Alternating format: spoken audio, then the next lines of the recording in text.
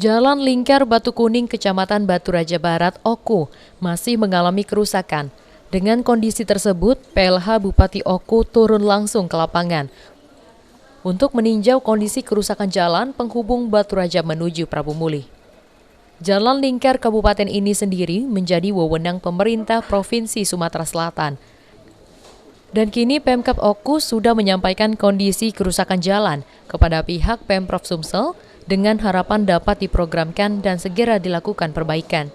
Selain itu juga pada waktu dekat, Pemkab Oku akan mengundang seluruh manajemen perusahaan yang ada, khususnya yang sering memanfaatkan jalan Cor Batu Kuning Batu Raja untuk melintas. Konsolidasi awal tahun, begitu awal tahun kita akan segera mengundang. Sama provinsi, Pak? Provinsi sudah kita sampaikan. Sudah sampaikan, ya? Prediksi awal tahun mulai diperbaiki, kan?